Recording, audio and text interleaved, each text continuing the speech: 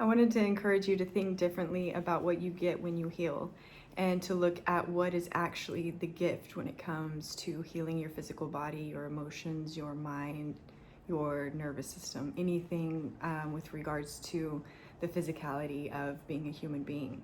And what a lot of people think is the gift is the actual completion of the healing, the resolution of the condition, or the proof that what they had in the beginning is no longer there.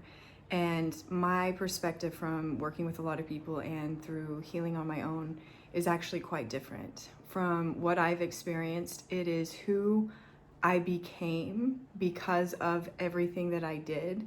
That was the gift. And the side effect of that, the additional component, was the transformation of my physical body.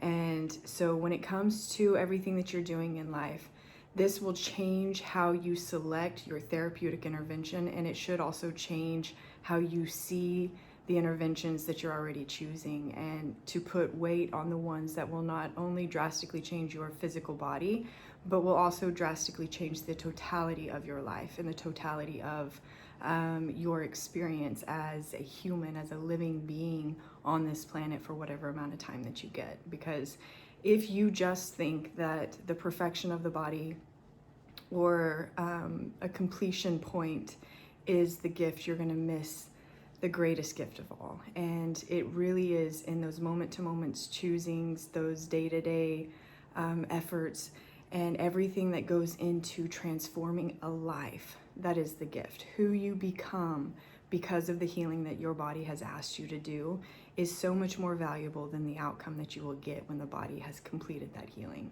And when you see it that way, you will engage with it in such a different way.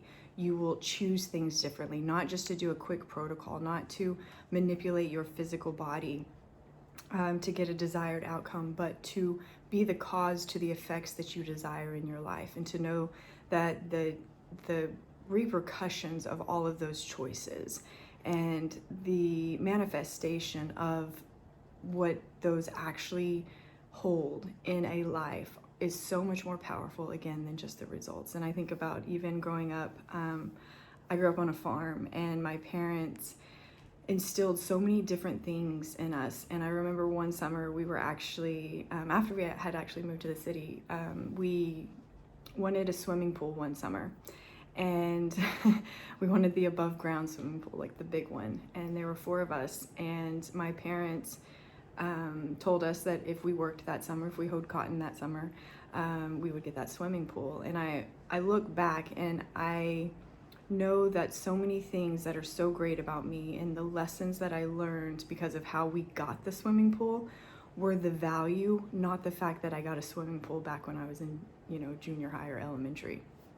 And so if you can think about all of life in the same way, even if you're a parent, you know the value of why you're having your kids do certain things, or even if you're not a parent, you know the value of why your parents had you do certain things, to teach you certain things, to instill certain values in you, and that it wasn't what you got that was the gift. It was who you became in the pursuit of that. And that is just this beautiful, beautiful offering that will just flower on its own, and will never leave you. And if you're seeking the results only, you're going to miss this beautiful transformational component that I think is the whole point, the whole purpose. Because when I see people heal, I see them transform their lives. I see them transform their hearts, their relationships, their families, their communities.